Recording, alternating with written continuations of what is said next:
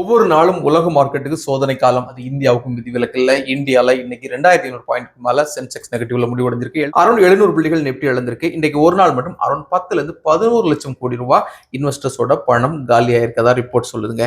இது இஸ்ரேல் ஈரானுடைய natural gas plant அடிச்சதுக்கு எதிராக கத்தார்ல இருக்கக்கூடிய உலகம் முழுக்க இருக்கக்கூடிய நாடுகளுக்கு சப்ளை பண்ணக்கூடிய முக்கியமான ரஸ்லபான் பிளான்ட்ல முக்கியமான இடங்களை குறி வச்சு ஈரான் தாக்குதல்ல அந்த பிளான் தீப்பற்றி எரிஞ்சிட்டு இருக்கதை நாம எல்லாம் வீடியோல பார்த்துட்டு இருக்கோம். இது எல்லாம் உலகம் முழுக்க இருக்கக்கூடிய நாடுகளோட இந்தியாவுடைய பொருளாதாரத்தையும் பங்கு சந்தையும் அன்றாட வாழ்க்கை தேவைகளையும் எந்த அளவுக்கு பாதிக்குதுங்கிறதா இன்னைக்கு வீடியோல பார்க்க போறோம்.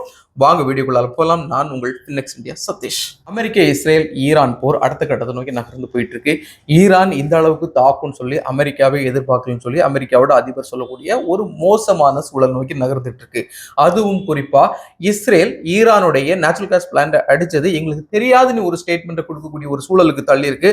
அதோட ஈரான் கத்தார்ல இருக்கக்கூடிய நேச்சுரல் கேஸ் சப்ளை பண்ணக்கூடிய, அதுவும் குறிப்பா இந்தியாவுக்கு 40% நேச்சுரல் கேஸ் சப்ளை பண்ணக்கூடிய ரஸ்லபான்ங்கிற பிளான்ட அடிச்சிருக்கிறாங்க.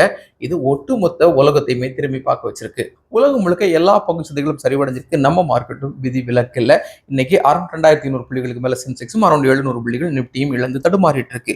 இந்த காரணங்கள் மட்டும்தான் இன்னைக்கு நம்ம மார்க்கெட்டோட சரிவுக்கு முக்கியமான காரணங்கள்னா இது மிக முக்கியமான காரணம். அதோட எஃப்ஐக்குடைய செல்லிங் கண்டினியூவா நம்ம மார்க்கெட்ல இருந்துட்டு இருக்கிறத பார்த்திருப்பீங்க. இந்தியன் ருபியுடைய வீக்னஸ் கண்டினியூவா நான் ஸ்டாப்பிங்கா போயிட்டு இருக்கிறது நீங்க பார்த்திருப்பீங்க. இது எல்லாத்தையும் தாண்டி நேற்றைக்கு அமெரிக்கால ஃபெடரல் ஸ்பீச், அவங்க வட்டி குறைப்பு இல்லைங்கிற ஒரு ஸ்பீச் கொடுத்திருந்தாங்க இல்லையா, அது தடாலடியா தங்கத்துல எதிரொலிச்சு அரௌண்ட் $5,000 மேல ஒரு அவுன்ஸ் தங்கம் ட்ரேட் ஆயிட்டு இருந்தது. தடாலடியா 5,000 கீழே அரௌண்ட் $4,800 $4,880 ட்ரேட் ஆயிட்டு இருக்கு. இந்த காரணங்களும் மார்க்கெட்டை புரட்டி போச்சு.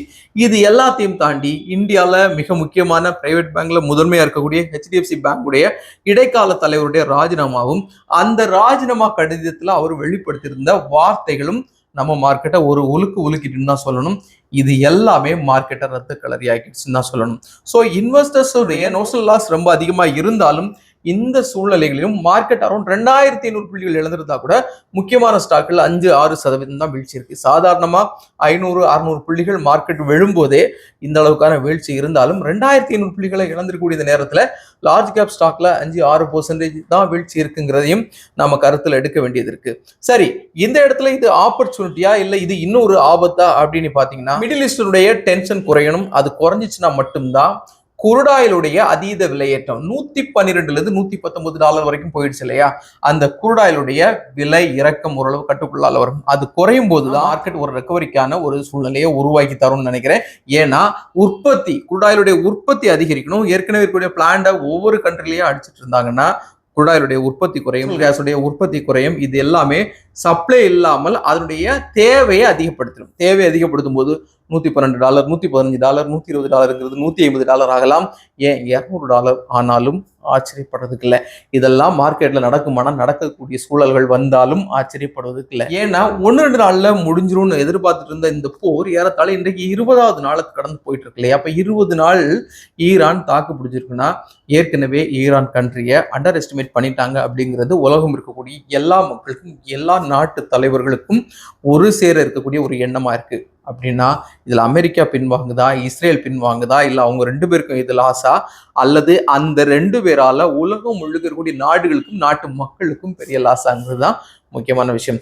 என்னதான் அமெரிக்கா ஈரானுக்கு இது மிகப்பெரிய பாடம், அவங்க இதுல ரெக்கவர் ஆக முடியாதுன்னு சொன்னாலும் ஏற்கனவே பெருமளவுல அவங்க செலவு பண்ணி தான் இந்த அளவுக்கு ஈரான் அடிச்சிருக்காங்க. ஆனால் ஈரான் ஏற்கனவே அடிபட்டிருந்த இடத்துல அவங்களுடைய ஸ்டேட்மெண்ட் எல்லாமே 10-20 வருஷத்துடைய லெசன் தான் நாங்க இப்ப திருப்பி அடிக்கிறோங்கிற ஒரு விஷயத்த சொல்றாங்க. அதே மாதிரி எங்களை தற்காத்து கொள்றதுக்காக தான் நாங்க அடிக்கிறோம்னு சொல்றாங்க. அப்படிங்கிற வார்த்தைகளை அவ்வளவு ஈஸியா நம்ம கடந்து போயிட முடியாது. ஒவ்வொரு நாளுமே ஆயில் ரிசர்வ் ஒரு அளவுல இருந்து குறைஞ்சிட்டு இருக்கோங்கிறது உங்களுக்கு எல்லாம் தெரியும் இல்லையா. உலகம் முழுக்க இருக்கக்கூடிய நாடுகள்ல முக்கியமான 2 நாடுகள் எடுத்தீங்கன்னா இந்தியா, சைனா. இந்த 2 நாடுகளும் மக்கள் தொகை அளவுல கன்சூம் அளவுல மிகப்பெரிய நாடுகள். சைனா ஏற்கனவே ஸ்டோரேஜும் சரி, அந்த நாட்டுக்கான அந்த எனர்ஜி இருக்கு இல்லையா, அதுக்கான மறுசீரமைப்பை ஏற்கனவே 10-15 வருஷத்துக்கான ஒரு பெரிய ரோட் மேப்போட அவங்க பில் பண்ணிட்டாங்க. ரினியூவபிள் எனர்ஜில அதிகமாக அவங்க இன்வெஸ்ட் பண்ணி அதுக்கான முன்னெடுப்பு கொண்டு போனதுனால இந்த மார்க்கெட்டோட, இந்த க்ரூட் ஆயில் மார்க்கெட்டுடைய ஏற்றம் அவங்கள பெருசா இந்த நேரத்தில் இம்பாக்ட் பண்ணல. இந்தியாவில் சில இடங்கள்ல தட்டுப்பாடு அப்படிங்கிற மாதிரி செய்திகள் இருந்தாலும் இன்னும் முழு தாக்கம் வரலன்னா கூட இது கண்டினியூ ஆனா அந்த தாக்கம் இங்க ரிஃப்ளெக்ட் ஆகிறதுக்கு தானே வாய்ப்புகள் அதிகம். அதனால தான் நான் சொன்னேன் குழாயில் விலை குறையணும் அப்படின்னா இந்த போர் ஒரு கட்டுக்குள்ள வரணும். வந்துச்சுன்னா இது நடக்கிறதுக்கு வாய்ப்புகள் இருக்கு. ஆனால் அதுக்கான வாய்ப்புகள் இப்போ இருக்குதானா அதற்கான பதில் இல்லை. அடுத்தது ஹெச்டிஎஃப்சி பேங்கை பொறுத்தவரையில் 2021 இடைக்கால தலைவர் அடானி சக்கரவர்த்தியை நியமிச்சிருந்தாங்க. ஹெச்டிஎஃப்சி பேங்கையும் ஹெச்டிஎஃப்சி ஹவுசிங் லோன் ரெண்டையும் இணைக்கிறதுக்கு இவருடைய பங்கு ரொம்ப முக்கியமான விஷயமா இருந்து அரௌண்ட் 4-5 வருஷத்துக்கு பிறகு அவர் திடீர்னு ராஜினாமா பண்ணியிருக்கிறாரு. அந்த பேங்கோட நிர்வாகத்துல இடைக்கால தலைவரா இன்னொருத்தர் நியமிச்சிட்டா கூட, கெக்கி மிஸ்ரியை நியமிச்சிட்டா கூட, இருந்தாலும் அவர் எழுப்பியிருக்கக்கூடிய அந்த லெட்டர்ல இருக்கக்கூடிய கருத்துக்கள் ரொம்ப முக்கியமா பார்க்கப்படுது. அந்த ஸ்டாக்கோட ஃபால் இன்னைக்கு ரொம்ப அதிகமா இருந்துங்கிறதையும் இங்க குறிப்பிட்டு சொல்ல வேண்டியது. இது எல்லாத்தையும் தாண்டி நம்ம ஏற்கனவே சொன்ன மாதிரி எஃப்ஐ கூட பையிங் இங்கே வரணும், அதுக்குள்ள வாய்ப்புகள் இப்ப இருக்காங்கிறதும் ஒரு முக்கியமான விஷயம். ஸோ இன்வெஸ்டர்ஸ் உங்களுக்கு இந்த மாதிரிப்பட்ட பெரிய ஃபால்ல உங்களுடைய ரிஸ்க் டாலரன்ஸ்க்கு தகுந்த மாதிரி நல்ல குவாலிட்டியான ஸ்டாக்ஸ், மியூச்சுவல் ஃபண்ட்ஸ் உங்க போர்ட்போலியோல உங்க சொந்த முடிவுல எடுக்க முடிஞ்சா வாங்கி சேர்த்துக்கோங்க. இதுதான் நம்மளுடைய வேண்டுகோளா இருக்கே தவிர நாம ரெக்கமெண்டேஷன் கொடுக்க மாட்டோங்கிறது உங்களுக்கு தெரியும். நாம எப்பவும் சொல்ற மாதிரி இது முழுக்க எஜுகேஷனல் பர்பஸ், நாட் ரெக்கமெண்டேஷன். வெறும் 100 rupees stock market, mutual fund, ETF, digital கோல்ல இன்வெஸ்ட் பண்ண முடியும். இந்த மாதிரிப்பட்ட சிம்பிளான இன்வெஸ்ட்மெண்ட் இருக்கிறது எல்லா மக்களுக்கும், குறிப்பா யங்ஸ்டர்ஸ்க்கு ரீச் ஆகணும். இந்த வீடியோ டுடே போஸ்ட் பண்ணிட்டு இருக்கோம்.